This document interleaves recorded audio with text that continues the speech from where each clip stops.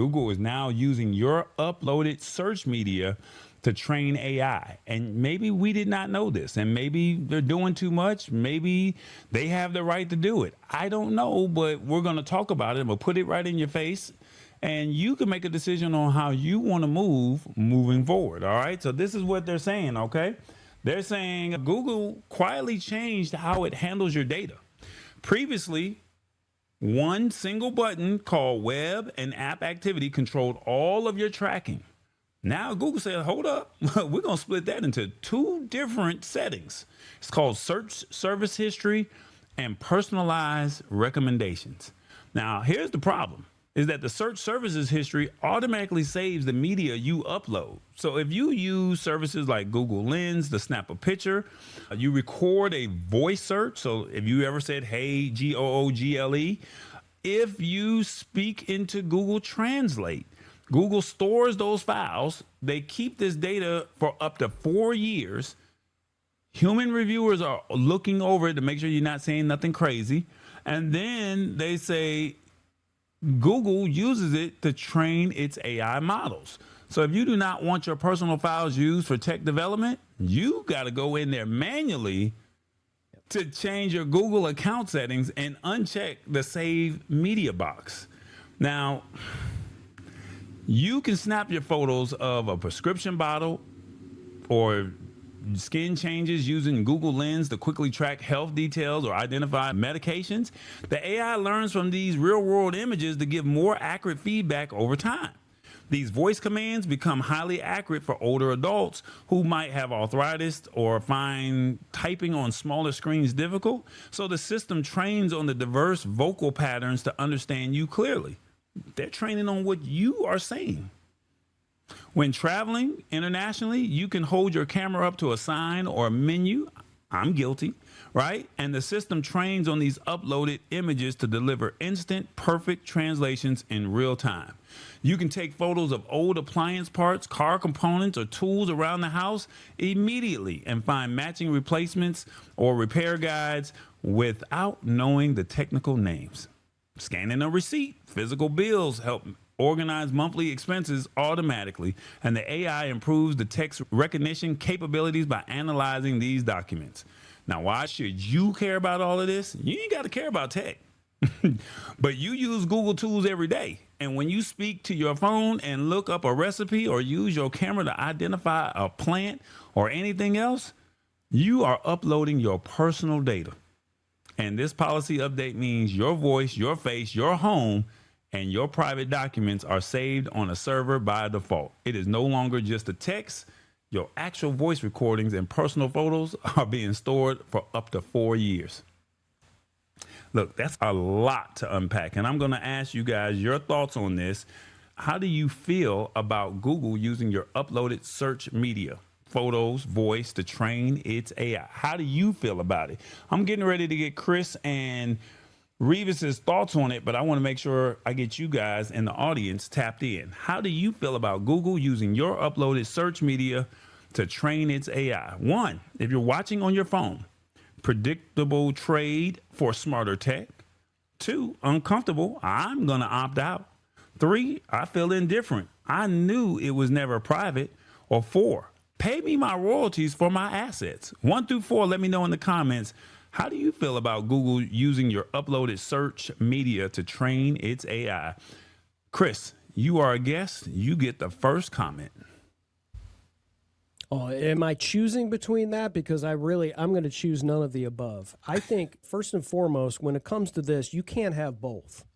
You can't say, I want Google Lens to work really well. I want Google Translate to work really well. I want Google Search to work really well. I want Google Assistant to work really well. And I don't want to give it any of my data, because that's not how it works. It gets trained on real data. And if it doesn't get trained on real data, then it uses synthetic data. And then big buildings get built around you, and all these infrastructures get built around you that build all this synthetic data. So you can't really have both. If you're uncomfortable sharing any of your data, no matter what it is, you can opt out. You can absolutely opt out. And if you're logging on to anything. You get a new Google phone, you get a new Android phone. Tallboy, I know you're an Android guy, and you open it up before you just start clicking through all of the terms and conditions and what you're allowing certain things that, for Google to be trained.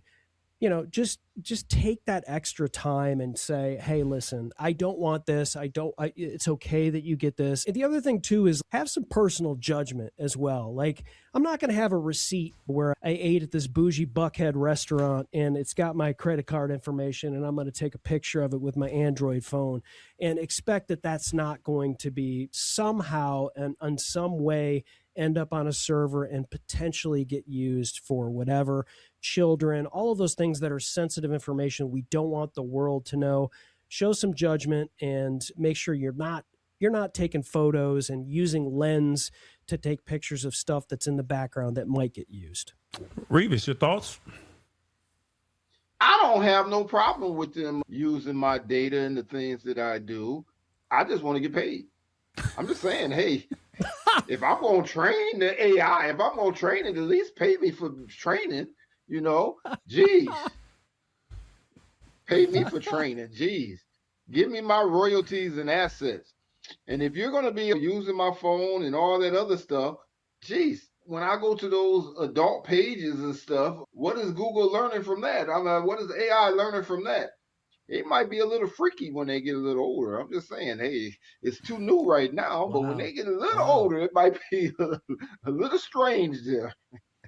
So this is what you do. If you're on your phone, what you're going to do is go to myactivity.google.com. Once again, that's myactivity.google.com. That's what it looks like on the screen. Not sure if you can see it right there, but myactivity.google.com. One more time, myactivity.google.com. You're going to look for search services history, and it's going to say on. That's perfectly fine.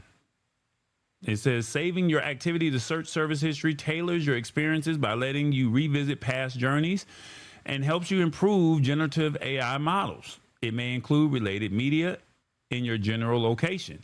But the part you want to click off, now it should already be on. If you look down to where it says save media, is your box checked? If your box is checked, then that means they've been training your data on their AI. That's what they've been doing. Uncheck that box. Search services history. All right, that's what you want to do. Turn that off. Can't have that no more. Now you don't have to worry about them training on your data. I like the idea that you shouted this out, Tallboy. I think when it comes to stuff like this, I mean, TechCrunch, I think is the article. I want to say that you Engadget. All right, and so I think they just kind of like they're public about it, but not super public about it. But I think you got to shine a light on it because some people are not at all comfortable with it, and others are just like Revis is like, go ahead, just pay me. That's cool. But I think it's good that we shine a light on this kind of stuff because if it just rolls out kind of on the sly, I think a lot of people thought was happening anyway, right? And so I think it's incumbent upon everyone just to make sure, just to check. Like go in and check your security settings, your social media, anything where you're sharing stuff, you've got voice activated devices. Just take that extra time and just if you don't want any sensitive information being shared, your LLMs, your AI, we're going to be talking about that tonight, I'm sure. Just make sure that you know where it's going and they have to be public about that. You may need to go through a couple of pages to get there, but if you're not comfortable with it, you can certainly opt out. James Hicks is like, are you going to show us how to do this on iOS as well? Well, myactivity.google.com, sir. It's a browser, dude. Right. Just go to. It's not myactivity.mac. What are you talking about, Hicks? Like, come on, man. Like, come on. He wants some shine because he's mad he's not on the show today. That's all. So, myactivity.google.com. And then also look for search services personalization. That's also what you're looking for. And when you click on that, let me see. I think you want to make sure that is turned off as well. So search services personalization, you want to make sure that is turned off as well. Both matter because without the other may not fully opt you out. If you want Correct. it. So you can opt out of this by changing some particular settings. First, head to the dedicated search services history and uncheck the save media box. Then next, head to the search service personalization page and make sure that it is not saving anything. That should do it. All right. Now, it's still going to do whatever it wants to do, but at least you know that if there's a class action lawsuit and you know that you unchecked it as of July 8th, and you might get a check for a class action lawsuit because you turned it off. All right. You never know. But at least you know what's happening out here in this world, because even with these LLMs, people just go and use Google, ChatGPT, Claude, Perplexity, or whichever LLM of their choice, and they don't go into settings and they do not turn off training my memory or my data. And you're typing in all your personal information, you're typing in whatever it is that you want to type in, and it's learning you. And it's also training the AI. So you may have shared some personal or sensitive data, something for work, something personal in your life, something about a friend, but it's now training on what you shared. I just helped someone very close to me, and I said, let me see your laptop. And I went in and I said, see, you got this on. You just out here working it, and you paid your $20 a month, and it's training on the AI. And he said, what does this mean?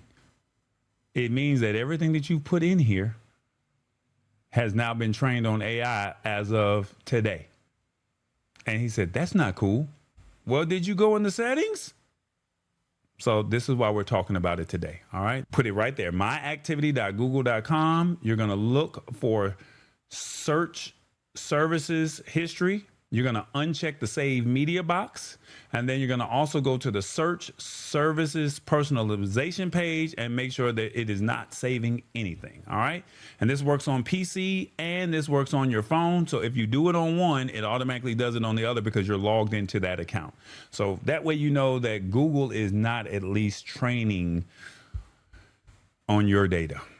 Revis, And thought? if you ever ask AI for any question that you ask them, and it's a yes or no answer, and they say no, then you can go with that. And if they say yes, they'll probably say it like, yeah. And if they do that right there, that means they've been watching me on those adult programs and stuff. I'm just saying. This is like Lab Tech Show After Dark with Revis. I like that, man. This is Evelyn like- Hay. Tap in with us. Wednesdays at 8 p.m. Eastern. We simplify it for you. You can't say we didn't tell you. See y'all there. Don't miss out.